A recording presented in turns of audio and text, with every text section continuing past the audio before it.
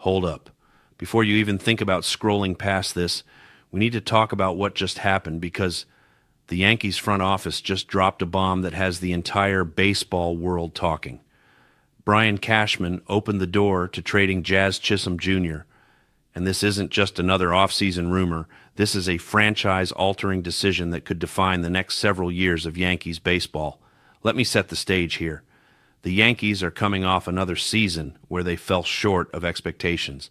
Another year without a championship, another year of watching other teams celebrate while we're left wondering what went wrong. And now, the front office is in full evaluation mode, staring down some serious decisions about the core of this team. JAZZ CHISHOLM Jr. just became the latest name in what feels like an endless cycle of roster turnover that's defined this franchise for over a decade. Think about where we are right now. No championship since 2009. We've watched Houston build a dynasty. We've watched Atlanta win it all. The Red Sox are retooling. The Orioles are getting younger and hungrier. And here we are, potentially about to trade away one of the most electric players we've had in years. That's the reality we're facing. When Brian Cashman starts talking about being open-minded about trading a guy who just made the All-Star team and hit 31 home runs, you know there's more to this story than what's being said publicly. This isn't casual discussion. This is the front office floating the idea to gauge market interest and see what kind of return they could get. Let's talk about what JAZZ has actually done since arriving in New York. Since the trade at the 2024 deadline, he's slashed .251 with 42 home runs and 103 RBIs in just 176 games in pinstripes. That's elite production from the second base position, especially when you factor in the defensive versatility and speed he brings.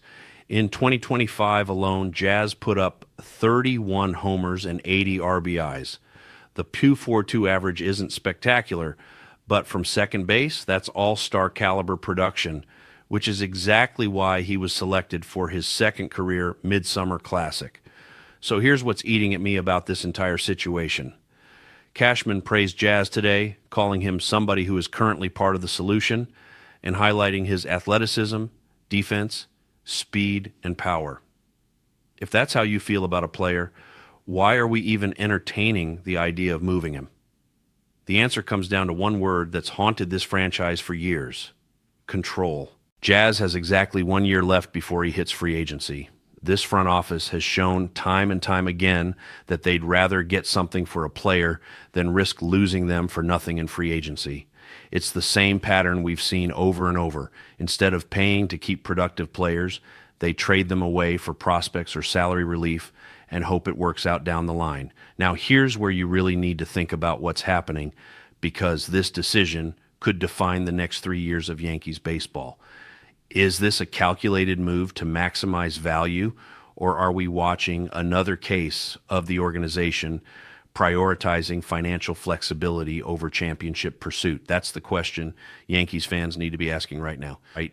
The rumors around JAZZ aren't coming out of nowhere. Multiple sources suggest the Yankees have been quietly shopping him to teams that need second base help and have the prospect capital to make a deal worthwhile. We're talking about potential packages that could bring back young pitching or middle infield depth that this organization desperately needs.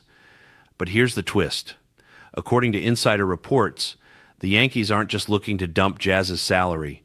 They're specifically targeting teams that can offer controllable pitching with years of team control remaining, ideally through 2028 or beyond. That tells you this isn't a salary dump. It's a strategic repositioning for sustained success, at least in theory. Teams like the Mariners, Cardinals, and Cubs have been mentioned as potential landing spots. Seattle needs offensive firepower and has young arms to trade. St. Louis is always in the market for veteran production and has prospect depth. Chicago could use JAZZ's versatility and energy to complement their young core. Any of these destinations could make sense depending on what package gets put together. From a roster construction standpoint, trading JAZZ creates a massive hole at second base that the Yankees currently don't have an internal solution for. Gleyber Torres is gone. The farm system doesn't have a ready-made replacement who can give you that kind of production. Are we really going to head into 2026 with Oswaldo Cabrera as the everyday second baseman? That's asking for trouble in the competitive AL East. And the tactical implications are even more concerning when you consider how Aaron Boone has utilized JAZZ's versatility. This is a guy who can play multiple positions, steal bases when you need to manufacture runs, and provide the kind of athletic spark that the lineup has been missing for years. Losing that flexibility puts even more pressure on the aging core to stay healthy and productive for 162 games. Here's the financial angle that really gets me fired up. Jazz is making reasonable money for his production level. He's projected to earn around $11 million in arbitration, which is not a burden for a team with the Yankees' resources. And he's going to hit free agency after 2026 anyway. So instead of keeping a productive player for one more year and making a legitimate championship push, we're potentially trading him for prospects that might not help for 3 or 4 years. Does that sound like championship mentality to you? But here's where I have to be fair and consider the other side. What if Cashman actually knows something we don't? What if there's a bigger move coming that requires the flexibility trading Jazz would provide?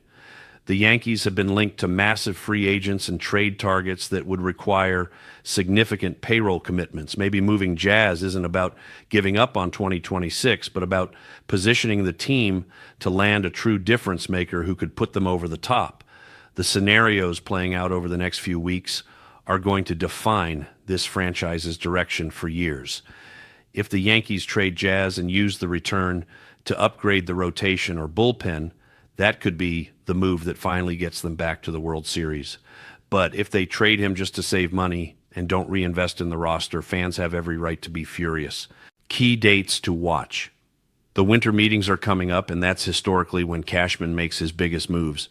Spring training starts in February, which means any major roster decisions need to happen in the next 6 weeks. And don't forget about the luxury tax implications of whatever moves get made.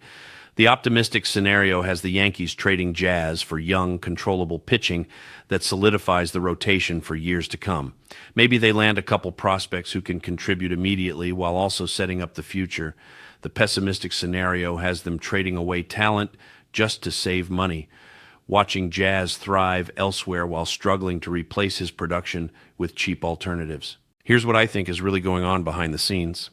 And this front office is caught between two competing philosophies: win now with the aging core, or build for sustained success with younger, cheaper talent. Trading Jazz represents the crossroads of that decision. Whichever path they choose will tell us everything about where this organization's priorities really lie. So here's the question. Yankees fans need to ask themselves, are you willing to trust Brian Cashman's vision one more time? Or have you seen enough of this cycle of trading away productive players for unknown futures? Because that's exactly what this Jazz Chisholm trade talk represents. Another test of whether this organization is truly committed to winning championships or just managing payroll. The clock is ticking.